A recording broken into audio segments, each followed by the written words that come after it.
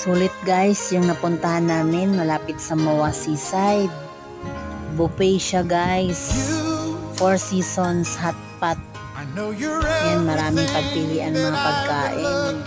Busog kami kasi hot pot pwedeng ikaw magluto. Meron na rin mapilian na pagkain na. Ayan, marami. Mga gulay, mga seafoods, yan.